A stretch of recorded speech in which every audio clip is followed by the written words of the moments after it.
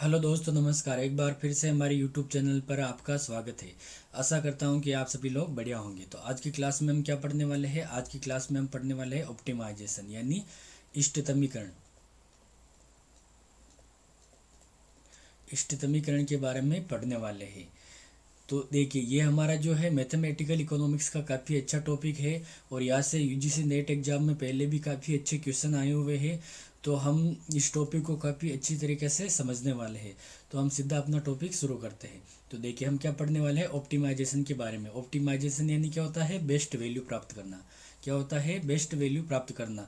जैसे कोई उत्पादक है, जैसे कोई उत्पादक है, तो उसके लिए बेस्ट वैल्यू प्राप्त करने का क्या मतलब है कि उसकी जो कॉस्ट होगी उसको क्या करना होगा? न्यूनतम। और उसका जो लाभ होगा उसको क्या करना होगा? अधिकतम।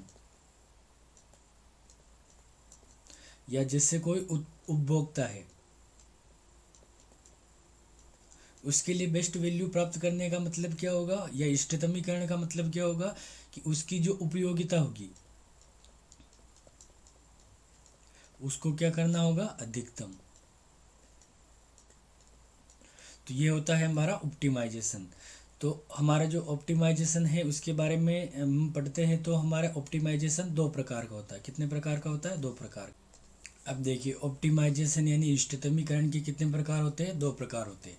पहला होता है कंस्ट्रेंड और दूसरा है अनकंस्ट्रेंड, यानी प्रतिबंधात्मक और अप्रतिबंधात्मक। अब देखिए, जो हमारा अनकंस्ट्रेंड यानी अप्रतिबंधात्मक होता है, इसमें क्या होता है? जो उपभोक्ता है वो चाहे जितना उपभोग कर सकता है। जो उपभोक्ता है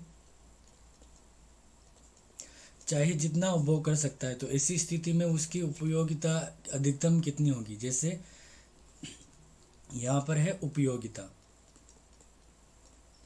और यहाँ पर वस्तु की मात्रा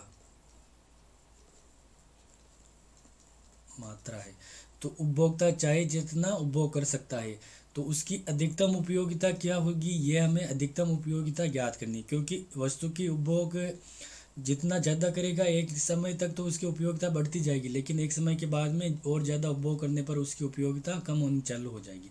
तो हमें यह पॉइंट ज्ञात करना होता है। और जैसे एक उत्पादक है, तो उत्पादक में क्या होता है कि उत्पादक का जो लाभ होगा वो एक टाइम तक तो क्या होगा? बढ़ता जाएगा, और फिर एक टाइम के बाद क्या होगा? उसके बाद घटना प्रारंभ हो जाएगा। तो ऐसी स्थिति में उसका क्या हमें लाभ प्राप्त करना होता है? तो ये होता है हमारे अप्रतिबंधात्मक है। इसमें कोई लिमिट नहीं होती। इसमें क्या होता है? कोई लिमिट नहीं होती। उपभोक्ता चाहे जितना उपभोग कर सकता है और उत्पादक चाहे जितना उत्पादन कर सकता है। तो उसकी जो अधिकतम मात्रा है, अधिकतम लाभ की मात्रा ज्ञात करनी होती है, या उपभोक्ता के लिए अधिकतम उपयोगिता की मात्रा इसमें ज्ञात करनी होती है। तो ये होता है हमारा अनकंस्ट्रेंड ऑप्टिमाइजेशन। अब देखिए, अनकंस्ट्रेंड ऑप्टिमाइजेशन में भी हम दो प्रकार के फलनों के बारे में पढ़ेंगे। पहला होगा कि जैसे हमारा y है वो फंक्शन होगा केवल अक्ष का, और दूसरा होगा हमारा y जो होगा फंक्शन होगा x और y। यानी यहाँ पर क्या है? एक ही वस्तु है और यहाँ पर कितनी वस्तु है? दो वस्तुओं की मात्रा ली जाएगी। तो हम दोनों प्रकार के बारे में पढ़ेंगे इसमें। और इसमें क्या होता है? देखिए, इसमें क्या होता है? अनकंस्ट्रेंड ऑप्टिमाइजेशन में क्या होता है? प्रतिबंधात्मक प्रतिबंधात्मक ऑप्टिमाइजेशन यानी अनुकूलतमकरण। तो इसमें क्या होता है?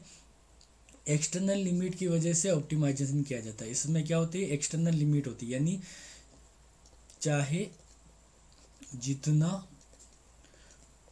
उपभोग या उत्पादन नहीं होगा। इसमें इसमें क्या होगा? चाहे जितना उत्पादन या उपभोग नहीं होगा, इसमें जो आय दी होगी, आय के हिसाब से चलना होगा।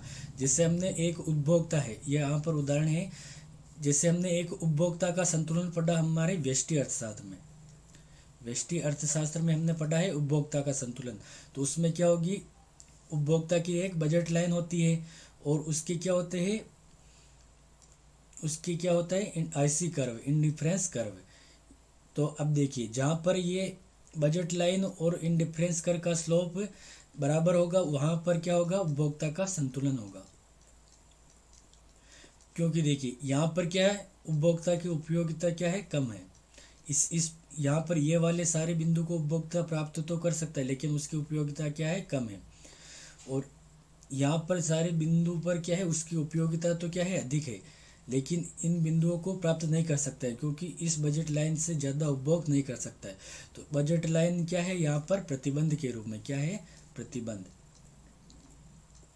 तो बजट लाइन को ध्यान में रखते हुए उसका संतुलन प्राप्त करना है तो इस बिंदु पर प्राप्त होगा, जहाँ पर क्या है, आईसी कर्व का स्लोप और बजट लाइन का स्लोप क्या है, बराबर है। तो यहाँ पर संतुलन प्राप्त होगा। अब इस बिंदु को हम मैथमेटिक्स यानी मैथमेटिकल इकोनॉमिक्स में प्राप्त कैसे करेंगे, वह हम कंस्ट्रेंट ऑप्टिमाइजेशन में पढ़ेंगे। सेम इसी तरह हम उत्पादक का संतुलन भी पढ़ सकते हैं। तो ये होता है हमारा कंस्ट्रेंट ऑप्टिमाइजेशन। अब देखिए इसमें क्या होती है, दो चीज़ों की ज़रूरत होती है। जैसे उपभोक्ता का अध्ययन करना है तो इसमें दो चीज़ों की ज़रूरत होती है। एक तो होती है बजट लाइन। अब बजट लाइन का समीकरण क्या होता है, m बराबर px प्लस पी वाई, यानी ये तो क्या है, हमारी आय, और ये है x वस्तु की कीमत और ये x वस्तु की मात्रा, ये y वस्तु की कीमत और ये y वस्तु की मात्रा। यानी ये जो पूरा है पी एक्स इंटू एक्स, ये है क्या है, उपभोक्ता x वस्तु पर कितना खर्च कर रहा है, और ये हमारा पी वाई इंटू वाई, ये क्या है, y वस्तु पर उपभोक्ता कितना खर्च कर रहा है, और दोनों वस्तुओं पर कितना खर्च कर रहा है, तो ये दोनों मिलाकर क्या हो जाएगी, उपभोक्ता की आय। यानी उपभोक्ता की क्या होती है, संपूर्ण आय खर्च की जाती है। उपभोक्ता की क्या होती है, संपूर्ण आय खर्च की जाती है इसमें।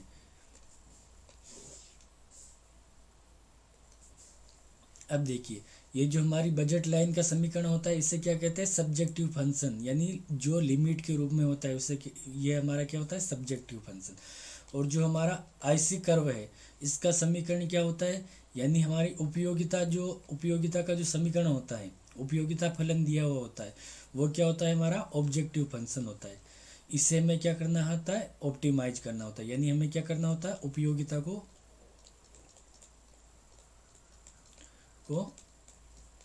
अधिकतम करना है। तो ये हमारा ऑप्टिमाइजेशन के दोनों प्रकार थे। एक होता है कंस्ट्रेंट, जिसमें क्या होती है, लिमिट होती है, और एक होता है हमारा अनकंस्ट्रेंट यानी अप्रतिबंधात्मक, जिसमें कोई भी लिमिट नहीं होती, चाहे जितना उपभोग या चाहे जितना उत्पादन किया जा सकता है। तो अब हम सबसे पहले पढ़ेंगे अनकंस्ट्रेंट ऑप्टिमाइजेशन, जिसमें क्या होगा, सबसे पहले हम पढ़ेंगे कि y जो फंक्शन हो केवल x का फंक्शन है। और जब ये जो हमारा दूसरा तरीका है, y क्या है, x और y दोनों का फंक्शन है, तो इसमें हम पार्शियल डेरिवेटिव यानी आंशिक अवकलनों को उपयोग करेंगे। तो हम सबसे पहले स्टार्ट करते हैं हमारा अनकंस्ट्रेंट ऑप्टिमाइजेशन। अब देखिए, अब हम सबसे पहले पढ़ते हैं हमारा अनकंस्ट्रेंट ऑप्टिमाइजेशन, यानी अप्रतिबंधात्मक अनुकूलन को हम पढ़ते हैं। तो मैंने जैसे आपको पहले ही बताया कि हमारा अप्रतिबंधात्मक अनुकूलन है वह दो प्रकार का होता है। पहला क्या है, जब y जो फंक्शन हो केवल x का, और दूसरा तरीका है जब y जो हमारा फंक्शन हो x और y। यहाँ पर क्या है, केवल एक ही वस्तु ली गई है, और यहाँ पर कितनी ली गई है, यहाँ पर दो वस्तुएं ली गई। तो यहाँ पर जब दो वस्तुएं होंगी, यहाँ पर हम क्या करेंगे, आंशिक अवकलनों का उपयोग करेंगे। तो हम इसके बारे में बाद में पढ़ने वाले। आज की क्लास में हम क्या पढ़ेंगे, जब y केवल फंक्शन है, केवल x वस्तु, यानी एक ही वस्तु है इसमें या एक ही चीज़ है इसमें। तो देखिए इसमें हमें क्या करना है, हमारा अनकंस्ट्रेंट ऑप्टिमाइजेशन है, यानी इसमें क्या है, कोई लिमिट तो है नहीं, और इसमें क्या करना है, हमें मिनिमाइज या मैक्सिमाइज करना है। जब हमारा लाभ होगा तो उसको क्या करना होगा, हमें मैक्सिमाइज करना होगा, यानी अधिकतम करना होगा। और जब हमारी कॉस्ट होगी तो उसको न्यूनतम करना होगा, या जब हमारी उपयोगिता होगी तो उसको क्या करना होगा, मैक्सिमाइज यानी अधिकतम करना होगा। तो देखिए जब y क्या है, फंक्शन केवल x वस्तु का, तब हमें क्या करना है, मैक्सिमाइज और मिनिमाइज करना है। तो इसके लिए क्या कंडीशन है, पहली कंडीशन है फर्स्ट ऑर्डर कंडीशन, यानी पहली कंडीशन कि जब हम इसका अवकलन करेंगे, हमारा जो y फंक्शन किसका है, x का, हम इसका अवकलन निकालेंगे, यानी क्या करना है हमें, dy/dx, इसको हम f(x) से भी लिखेंगे। तो इसका मान क्या रखना है, हमें 0 रखना है, इसका जो प्रथम क्रम का अवकलन निकालेंगे उसकी बराबर, उसकी वैल्यू 0 के बराबर रखकर हमें सोल्व करनी है। तो ये तो हमारी हो गई फर्स्ट ऑर्डर कंडीशन। और सेकंड ऑर्डर कंडीशन क्या है कि इसका जो फर्स्ट ऑर्डर में हमारा जो समीकरण आया या प्रथम क्रम का जो हमारा अवकलन आया उसका वापस हमें क्या करना है, अवकलन करना है। यानी हमें क्या करना है, द्वितीय क्रम का अवकलन निकालना है। यानी हमें क्या करना है, अवकलन का अवकलन निकालना है। यानी देखिए इसमें क्या करना है, जैसे हमारा है y फंक्शन है 2x² है, तो हमें क्या निकालना है, dy/dx निकालना है। तो ये हमारा क्या आएगा, जैसे ये इसको 2 × 2 x की पावर 1 हो जाएगी, 1 कम हो जाएगी, तो क्या हो जाएगा 4x। तो ये तो हो गया हमारा प्रथम क्रम का अवकलन। अब हम इसका वापस अवकलन करेंगे, यानी d²y/dx, तो ये आएगा, इसका अवकलन क्या आएगा 4। तो ये हमारा द्वितीय क्रम का अवकलन होगा। तो देखिए हमारा जो प्रथम क्रम का अवकलन है इसकी वैल्यू जैसे 4x है, तो इसकी वैल्यू तो बराबर 0 रखकर हमें सोल्व करना होगा। तो हमें x की वैल्यू यहाँ पर प्राप्त करनी होगी। और द्वितीय क्रम का जो अवकलन है वह हमारा ये द्वितीय क्रम की शर्त पूरी करेगा। और इसकी वैल्यू देखिए, जब हमारा द्वितीय क्रम का अवकलन आएगा इसकी वैल्यू अगर प्लस में आई तो क्या होगा, वहाँ पर हमारा मिनिमा होगा। और इसकी वैल्यू अगर क्या होगी, माइनस में आए तो इसका मान, इसका जो इस पर क्या होगा, x की वैल्यू पर क्या होगा, मैक्सिमा होगा। तो मैं आपको ये पूरा वापस चित्र की सहायता से समझाने वाला हूँ एक बार।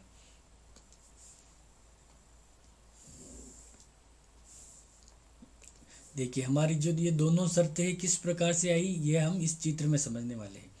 कि देखिए ये हमारा क्या है, y जो फंक्शन है किसका है, x का। तो ये जो हमारी y वाली जो लाइन है ये हमने यहाँ पर दर्शाई। y किसका फंक्शन है, ये हमारा y है, y किसका फंक्शन है, x का। कि देखिए जब x में वृद्धि हो रही है, जब हमारा x क्या है, बढ़ रहा है, तो y धीरे धीरे यहाँ पर तो बढ़ रहा है, यहाँ पर क्या है, इस बिंदु पर अधिकतम है। और वापस y घटना प्रारंभ करता है और इस बिंदु पर क्या होगा, न्यूनतम, और यहाँ से वापस बढ़ना प्रारंभ करता है।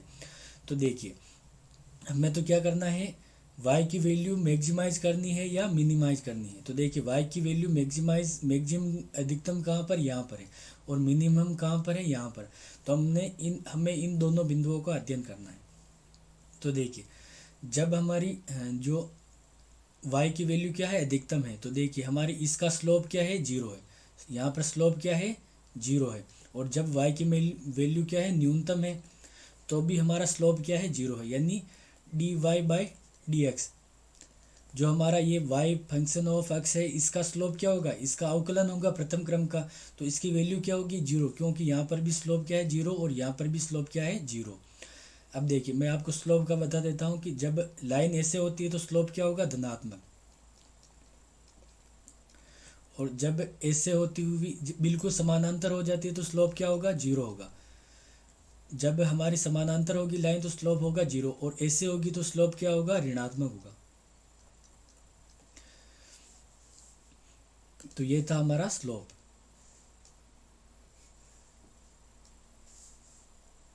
अब देखिए हमारी जो ये लाइन है y किसका फंक्शन है, x का। तो इसका हमें क्या करना है, स्लोप निकालना है। तो देखिए यहाँ पर देखिए, यहाँ पर स्लोप क्या है, पॉजिटिव, और यहाँ पर धीरे धीरे देखिए स्लोप क्या हो रहा है, कम हो रहा है, कम होते हुए 0 हो गया। देखिए पहले स्लोप ऐसे है, अधिक है, फिर क्या हो रहा है, आगे बढ़ते हुए कम हो रहा है, और अंत में क्या हो गया, 0 हो गया। मतलब स्लोप क्या है, घट रहा है। तो देखिए यहाँ पर, यहाँ से यहाँ तक जा रहे हैं, इस बिंदु तक तो हमारा स्लोप क्या कर रहा है, घट रहा है। यानी यहाँ पर क्या हो गया, 0, तो यहाँ पर क्या हो गया, स्लोप 0 हो गया। अब वापस क्या है, स्लोप ऋणात्मक है। यहाँ से जाते हुए देखिए यहाँ पर ये स्लोप क्या है, ऋणात्मक। ऐसे स्लोप होता है तो क्या होता है, ऋणात्मक। अब देखिए ये स्लोप क्या है, बढ़ रहा है धीरे धीरे। तो एक टाइम तक तो स्लोप क्या है, ऋणात्मक जाते हुए बढ़ रहा है, और फिर क्या है, वापस क्या है, स्लोप घट रहा है, और यहाँ पर आते आते क्या होगा, 0 हो जाएगा। तो वापस स्लोप घट रहा है, और यहाँ पर आते आते क्या हो गया, स्लोप यहाँ पर क्या हो गया, 0 हो गया। तो देखिए जब मैक्सिमाइज है वहाँ पर भी स्लोप क्या है, 0, और जब मिनिमाइज है वहाँ पर भी क्या है, स्लोप 0 है। यानी स्लोप का मतलब क्या है, dy/dx, इसकी वैल्यू क्या है, 0। तो प्रथम क्रम की प्रथम ऑर्डर कंडीशन क्या होगी, यानी कि पहली कंडीशन क्या होगी कि हमारा जो फंक्शन होगा उसका जो स्लोप होगा वो क्या होगा, जीरो। हमें मैक्सिमाइज करना हो या मिनिमाइज, दोनों के लिए पहली क्रम की शर्त ये है कि स्लोप क्या होना चाहिए, जीरो होना चाहिए। यानी हम d y by d x की वैल्यू जो निकालेंगे उसको क्या जीरो के बराबर रख कर सोल्व करेंगे। जैसे हमारा 2x² प्लस 3x ये है हमारा y का फंक्शन, तो हमें क्या करना है, d y by d x ये निकालना है। तो ये आ जाएगा हमारा 4x प्लस 3। अब इसकी वैल्यू हमें क्या करनी है, बराबर जीरो रख कर सोल्व करना है। हमें मैक्सिमाइज क्या करना हो या मिनिमाइज, यानी हम ऐसे सोल्व करेंगे कि 4x बराबर प्लस के 3 इधर आएगी तो माइनस के 3, और x बराबर क्या होएगा, -3/4। तो x की वैल्यू ये आएगी हमारे। मैक्सिमाइज और मिनिमाइज के लिए हमें ये निकालना होगा, x की वैल्यू ऐसे है कि जीरो के बराबर रख कर सोल्व करना। तो ये हमारी होगी पहली शर्त। अब दूसरी शर्त के लिए क्या करना होगा कि हमें इसका slope d y by d x का स्लोप देखना है। अब हम इसका स्लोप देखेंगे।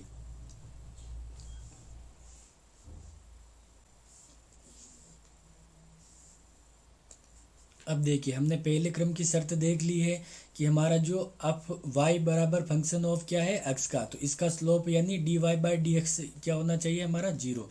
हमें चाहिए मिनिमाइज करना हो या मैक्सिमाइज, यानी न्यूनतम करना हो या अधिकतम करना हो, मैक्सिमाइज करना हो या मिनिमाइज, अधिकतम या न्यूनतम करना हो। हमें हमारा जो प्रथम क्रम का अवकलन है उसकी वैल्यू क्या हमें जीरो रखनी है। अब हम अधिकतम और न्यूनतम के लिए अलग अलग कंडीशन कैसे निकलेगी, वो हमारी होगी दूसरी कंडीशन, यानी सेकंड ऑर्डर कंडीशन। तो इसके लिए हमें क्या करना होगा, हमारा जो d y by d x, जो ये हमारी जो लाइन है ये क्या है, d y by d x को बताती है कि यहाँ पर हमारा d y by d x क्या है, प्लस में है। इसका जो स्लोप है यहाँ पर प्लस में है, यहाँ पर जीरो है, और यहाँ पर ऋणात्मक है, और यहाँ पर वापस प्लस में है, और इस बिंदु पर भी जीरो है। तो देखिए हमारे द्वितीय क्रम की शर्त देखेंगे तो हमें क्या करना है, इसका स्लोप निकालना होगा, यानी d y by d x का स्लोप, और इसका स्लोप हम यहाँ पर देखेंगे। अब देखिए यहाँ पर हम क्या देखेंगे, d y by d x का स्लोप, और इसको हम ऐसे भी लिख सकते हैं d square y by d x. यहाँ पर जो हम निकालेंगे वो उसको हम क्या कहेंगे, D square by d x, यानी द्वितीय क्रम का अवकलन। इसको हम क्या कहेंगे, द्वितीय क्रम का अवकलन। यानी जो हमने अवकलन किया है, यानी d y by d x निकाला है, उसका वापस अवकलन करेंगे, तो इसको हम कहेंगे द्वितीय क्रम का अवकलन। तो देखिए हमारा ये जो इस बिंदु पर देखिए जहाँ पर हमारी क्या है, मैक्सिमम वैल्यू है, अधिकतम वैल्यू है, तो वहाँ पर स्लोप देखेंगे तो यहाँ पर ऐसे टच करके जाएंगे, यानी यहाँ पर स्लोप क्या है, ऋणात्मक। तो हम यहाँ पर ऋणात्मक मान लेते हैं। ये स्लोप इस बिंदु पर देखिए यहाँ पर है जीरो स्लोप, यहाँ पर प्लस में होगा और यहाँ माइनस में होगा, तो और यहाँ पर भी प्लस में और यहाँ पर माइनस में। तो देखिए यहाँ पर स्लोप क्या है, ऋणात्मक है, तो हमने ये ऋणात्मक मान लिया। अब इस बिंदु पर देखिए स्लोप क्या है, जीरो, तो इस बिंदु पर हम मान लेते हैं स्लोप क्या है, जीरो है। और इस बिंदु पर स्लोप क्या है, देखिए ये हमारा स्लोप क्या है, धनात्मक है, यानी पॉजिटिव, तो यहाँ पर हम धनात्मक मान लेते हैं। तो अब देखिए इस लाइन का स्लोप कैसे निकलेगा, इस लाइन का स्लोप ऐसे निकलेगा, ऐसे निकलेगा। अब देखिए इसकी वैल्यू, अब देखिए हमारे जो अधिकतम वैल्यू है, अधिकतम वैल्यू के लिए हमें क्या करना, प्रथम क्रम का अवकलन है, वो तो हमारा क्या होना चाहिए, d y by d x, वो तो हमारा क्या होना, जीरो।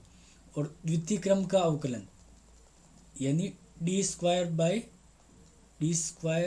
बाई डी एक्स, इसकी वैल्यू क्या होनी चाहिए, ये देखिए द्वितीय क्रम का अवकलन क्या है, ऋणात्मक, यानी माइनस में हो, यानी ऋणात्मक हो। तो देखिए सेकंड ऑर्डर कंडीशन, यानी द्वितीय क्रम के अवकलन में क्या करना है, हमें अधिकतम करना है, तो अधिकतम के लिए क्या करना होगा, मैक्सिमा जो अधिकतम होगा उसके लिए हमारा द्वितीय क्रम का अवकलन क्या होना चाहिए, ऋणात्मक होना चाहिए। और देखिए न्यूनतम है, न्यूनतम के लिए क्या करना है, न्यूनतम के लिए देखिए न्यूनतम जहाँ पर है वहाँ पर हमारी क्या है, वैल्यू पॉजिटिव है, यानी द्वितीय क्रम का अवकलन यानी d square y by d x, इसकी वैल्यू क्या होनी चाहिए, ऋणात्मक होनी चाहिए। ये काफ़ी इंपॉर्टेंट, ये ध्यान रखना है। तो देखिए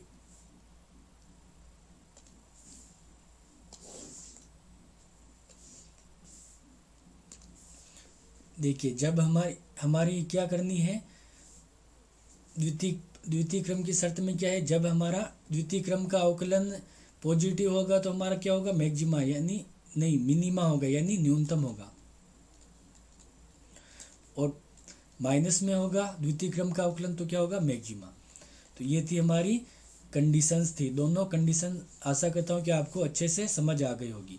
तो देखिए पहली कंडीशन क्या करनी है, हमें dy बाई डी एक्स निकालना है, तो इसकी वैल्यू क्या रखनी है, जीरो करके सोल्व करना है। दूसरी क्या है, d square by d x यानी डी एक्स स्क्वायर यानी जो हमने अवकलन किया है उसका वापस अवकलन करना है। अब इसकी वैल्यू हमें क्या, इसकी वैल्यू निकालनी है। इसको तो हम जीरो के बराबर रख कर सोल्व करेंगे और इसमें हम एक्स की वैल्यू निकालेंगे, और हमें इसमें क्या करनी है, इसकी वैल्यू निकालनी है। तो इसकी वैल्यू अगर प्लस में आए, क्या है प्लस में, तो वहाँ पर क्या होगा, हमारी न्यूनतम होगा यानी हमारा होगा मिनिमा, और इसकी वैल्यू हमारी माइनस में आए तो क्या होगा, मैक्सिमा होगा यानी अधिकतम। तो मैं आपको एक उदाहरण देकर समझा देता हूँ यहाँ पर शॉर्ट में ही। जैसे हमारा है y बराबर फंक्शन ऑफ x, तो देखिए y बराबर 2x क्यूब प्लस या 2x स्क्वायर प्लस 3x, ये है हमारी y की वैल्यू। तो देखिए हमें क्या करना है, सबसे पहले निकालना है dy बाई डी एक्स जो हमारी प्रथम क्रम की शर्त के लिए, और इसको क्या रखना है, जीरो के बराबर रखकर सोल्व करना। तो देखिए dy बाई डी एक्स निकालना है, तो ये 2x स्क्वायर 2 से 2 मल्टीप्लाई होगा तो 4x हो जाएगा, और x की पावर स्क्वायर है तो क्या आ जाएगी, केवल 1 ही रहेगी, एक कम हो जाएगी, प्लस क्या आएगा 3x का क्या बनेगा 3।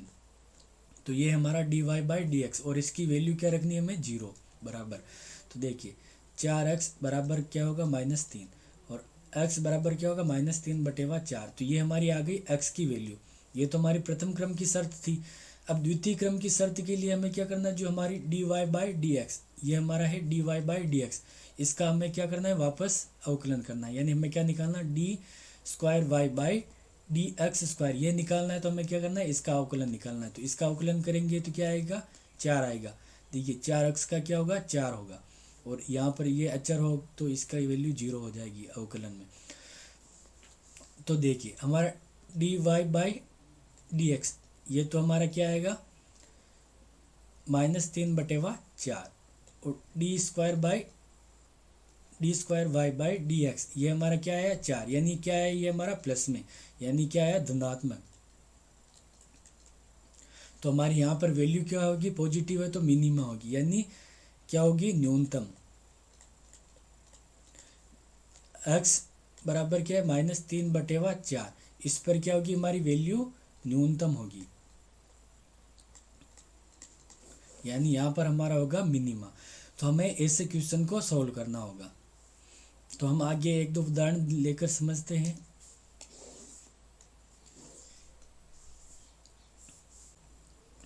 अब देखिए हम इस क्वेश्चन को पढ़ते हैं। सेम इसी तरह के क्वेश्चन हमारे नेट एग्जाम में भी आते हैं। तो देखिए हमें क्या करना है, लाभ को अधिकतम करना है। एक उत्पादक है, अब देखिए उत्पादक की जो कीमत है, कीमत का फलन ये दिया गया है कि कीमत का फलन क्या है, x स्क्वायर प्लस 43। यहाँ पर x क्या है, उत्पादन की मात्रा है, यहाँ पर x क्या है, उत्पादन की मात्रा है, और p क्या है, हमारी कीमत है। तो देखिए हमारा कीमत फलन ये दिया गया है, और हमारी औसत लागत फलन यानी एवरेज कॉस्ट फलन ये दिया गया है। तो हमें उत्पादक का क्या करना है, लाभ अधिकतम करना है। तो देखिए उत्पादक का जो लाभ होगा, लाभ के लिए क्या करना होगा, कुल आय माइनस क्या करना है, कुल लागत। तो देखिए लाभ को हम पाई से लिखेंगे, कुल आय को हम क्या लिखेंगे, TR यानी टोटल रिवेन्यू, माइनस क्या करेंगे, TC यानी टोटल कॉस्ट। हमें ये निकालना है, लाभ का समीकरण निकालना। तो देखिए हमें पहले क्या निकालना है, TR यानी कुल आय, और क्या निकालना है, TC यानी कुल लागत। तो देखिए हमारा AC दे रखा है, कीमत वाला, कीमत दे रखा है यानी AR है ये हमारा। तो देखिए हमारा कीमत फलन क्या, हम सोल्व करते हैं तो हमारा कीमत फलन क्या दिया गया है, कीमत को हम क्या कहेंगे, AR यानी औसत आगम। तो ये हमारा होगा x स्क्वायर प्लस 43, ये हमें दिया गया है। तो हमें क्या निकालनी है, TR। तो देखिए TR क्या होती है, P इंटू एक्स, यानी कीमत को हमें क्या करना होता है, मात्रा से। तो तो हमारा क्या आएगा, टी आर आ जाएगा। तो देखिए टी आर हमें निकालना है, कीमत इंटू अक्स करना है। अब कीमत हमारी क्या है, एक्स स्क्वायर प्लस 43 है, एक्स स्क्वायर प्लस 43। इसको हम किससे गुणा करेंगे, तो एक्स से गुणा करेंगे। तो एक्स स्क्वायर को एक्स से गुणा करेंगे, एक्स क्यूब आ जाएगा। और एक्स 43 को हम क्या करना है, एक्स से गुणा करेंगे तो 43 एक्स, यानी ये जो है इसको हमें क्या करना है, एक्स स्क्वायर प्लस 43 था, इसको हमें गुणा करना है एक्स से। तो यहाँ पर एक्स क्यूब प्लस 43 एक्स आ जाएगा। तो ये हो गया हमारा टी आर। अब हमारा ए सी क्या है, 15x प्लस माइनस 20, ये हमारा ए सी। हमें क्या निकालना है, टी सी। तो टी सी के लिए हमें क्या करना है, हमें ए सी को किससे गुणा करेंगे, एक्स से करेंगे। तो यहाँ पर आ जाएगा 15x स्क्वायर माइनस क्या आएगा, 20x। तो ये हमारा क्या है, टी सी। अब हमें क्या करना है, लाभ का समीकरण निकालना है। तो लाभ के लिए क्या होगा, T R minus T C, यानी ये हमारा टी आर आया, इसमें से क्या करना है, टी सी को माइनस। तो ये हमारा टी आर का हमने यहाँ पर लिखा, इसमें से माइनस करना है ये हमारा टी सी। तो एक्स क्यूब प्लस 43 एक्स, तो ये हमने वापस यहाँ पर लिख दिया, और यहाँ पर माइनस है। अब कोष्टक को खोलेंगे तो ये हमारा क्या आ जाएगा, माइनस में, और ये माइनस और ये माइनस क्या हो जाएगी, यहाँ पर प्लस हो जाएंगे। तो प्लस के 20 एक्स आ जाएंगे। अब हम इसको ऐसे लिखेंगे, ये हमारा एक्स क्यूब ऐसे कैसे आ गया, प्लस का है। और अब देखिए माइनस के 15 एक्स स्क्वायर है, तो ये हमने वापस ऐसे कैसे लिख लिए। अब देखिए 43 एक्स प्लस के है, और ये प्लस के 20 एक्स, ये दोनों जुड़ जाएंगे, 43 एक्स प्लस 20 एक्स, तो दोनों मिलाकर क्या आ जाएगी, 63 एक्स आ जाएगा। तो ये हमारा लाभ का समीकरण, x cube minus 15 x square plus क्या आ जाएगा, 63 एक्स, ये हमारा लाभ का समीकरण है। अब हमें क्या करना है, लाभ को क्या करना है, अधिकतम करना है। क्या करना है, लाभ को अधिकतम करना है। तो देखिए लाभ को अधिकतम करने के लिए दो शर्तें हमारी, कि पहली शर्त क्या है, कि हमें D pi by d x, यानी इसका प्रथम क्रम का अवकलन निकालेंगे, उसको 0 के बराबर रखकर हमें सोल्व करना है। पहली क्रम की शर्त तो ये है। द्वितीय क्रम की शर्त क्या है, हमें क्या करना है, अधिकतम करना है, यानी न्यूनतम वाला देखना ही नहीं है। तो हमें क्या निकालना है, d square y by d x square, ये निकालना है। और इसकी वैल्यू क्या आनी चाहिए, नेगेटिव आनी चाहिए। अधिकतम करना है तो इसकी वैल्यू नेगेटिव यानी ऋणात्मक आनी चाहिए। इसकी वैल्यू क्या आनी चाहिए, ऋणात्मक आनी चाहिए। तो ये हमारी दोनों क्रम की शर्तें हैं। तो देखिए ये हमारा लाभ का फंक्शन है, ये हमने देख लिया। और लाभ अधिकतम के लिए ये हमारी दोनों शर्तें, कि प्रथम क्रम का अवकलन हमारा 0 के बराबर रखकर सोल्व करना है, और द्वितीय क्रम का जो अवकलन है उसकी वैल्यू 0 नेगेटिव होनी चाहिए। तो देखिए हम पहले क्रम के अवकलन को देखते, तो हमें क्या करना है, इसका d y by d x निकालना है, d y by d x निकालना है इससे। तो देखिए इसका हमें अवकलन करेंगे तो क्या आएगा, 3 आगे आ जाएगा, मतलब क्या आएगा, 3x स्क्वायर, एक्स की पावर 1 कम हो जाएगी, माइनस क्या आएगा, 15 को 2 से गुणा करेंगे तो 15 दूनी 30 एक्स आ जाएगा, प्लस क्या होगा 63। अब देखिए ये हमारा हो गया d y by d x, और इसको क्या करेंगे, बराबर 0 रखकर सोल्व करेंगे। तो देखिए 3, ये हमने ये वाला जो फंक्शन है यहाँ पर लिखा है। अब देखिए ये हमारा जो फंक्शन है, इसमें हमें क्या करनी है, एक्स की वैल्यू निकालनी है। तो ये पूरा जो मैंने सोल्व किया है यहाँ तक एक्स की वैल्यू निकाली, ये क्या है, 10th क्लास की मैथमेटिक्स है, 9th 10th की। तो ये आपको आता ही होगा कि हमें इसको सोल्व करना है। इसको सोल्व करने की 2-3 विधियाँ हैं। एक तो है हमारी क्या है, गुणनखंड विधि, जो मैंने यहाँ पर की है। और दूसरी हमारा एक है श्रीधर आचार्य सूत्र, जो हमारा सूत्र है एक्स की वैल्यू के लिए -b plus minus root b square minus 4ac बटेवा 2a। तो हम इस फॉर्मूले का उपयोग करके भी हम इसकी वैल्यू निकाल सकते हैं, जहाँ पर हमारी देखिए a की वैल्यू का क्या है, इस समीकरण में a की वैल्यू है हमारी 3, b की वैल्यू क्या है, b की वैल्यू है -30, और c की वैल्यू क्या है, +63 है। ये हमारी c की वैल्यू। तो हम ऐसे कैसे भी करके हमें क्या करनी है, इसकी वैल्यू निकालनी है, x की वैल्यू।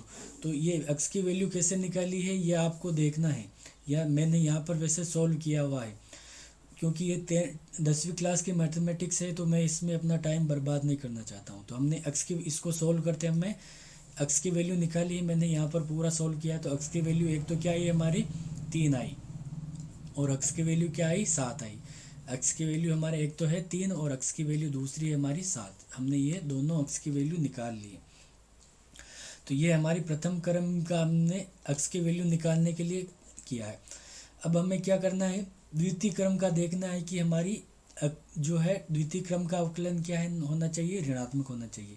यानी ये जो हमारा है, ये जो हमारा आया ये क्या है हमारा dy/dx। देखिए हमारा dy/dx क्या आया था, 3x² माइनस 30x प्लस 63, यह आया हमारा dy/dx।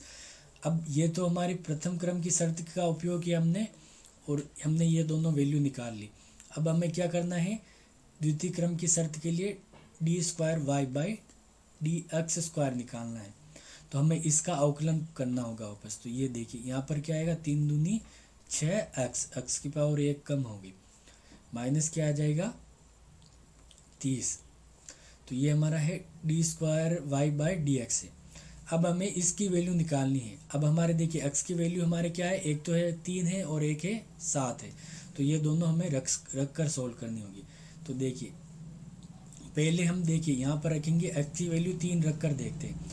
तो इसकी वैल्यू क्या आएगी, x की वैल्यू हम क्या रखेंगे 3, तो 6 इंटू क्या आ जाएगा 3, 6 इंटू 3 माइनस 30। तो क्या आ जाएगा हमारा 6×3=18 माइनस 30 बराबर क्या आएगा -12। तो x की वैल्यू क्या रखी हमने 3, तो हमारा ये जो d²y/dx क्या आया, माइनस में आया। और दूसरा क्या है हमारा 6 इंटू, हम यहाँ पर रखेंगे x की वैल्यू क्या रखेंगे, दूसरी क्या है 7 रख कर देखेंगे। तो 6 इंटू 7 माइनस क्या है, इसमें रख रहे वैल्यू हम ध्यान रखना, 6 इंटू 7 माइनस क्या आ जाएगा हमारा 30 आ जाएगा। तो देखिए 6×7=42 माइनस 30 क्या आ जाएगा हमारा, ये 12 आ जाएगा और ये क्या है प्लस का।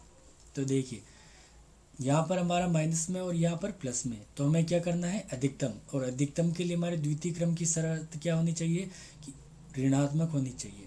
हमारा जो वैल्यू क्या आनी चाहिए, ऋणात्मक। इसमें क्या है हमारी वैल्यू ऋणात्मक है, तो यहाँ पर हमारा क्या होगा, अधिकतम होगा, और यहाँ पर क्या होगा हमारा न्यूनतम। यानी हमारा लाभ न्यूनतम कहाँ पर होगा, जब x बराबर 7 है तो हमारा लाभ न्यूनतम होगा, और x बराबर 3 है तो हमारा लाभ क्या होगा, अधिकतम होगा। तो देखिए मैंने वैसे ये सारा लिखा है, तो मैं इसको मैं वापस मिटा रहा हूँ।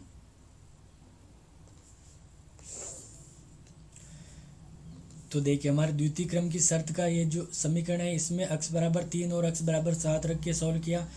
तो x बराबर 3 पर हमारा नेगेटिव आया और x बराबर 7 पर हमारा पॉजिटिव आया। तो देखिए यहाँ पर हमारा क्या होगा, लाभ अधिकतम होगा। यहाँ पर क्या होगा, हमारा लाभ अधिकतम होगा। तो आशा करता हूँ कि ये आपको समझ में आ गया होगा। तो आज की क्लास में हम इतना ही पढ़ेंगे, और आगे की क्लास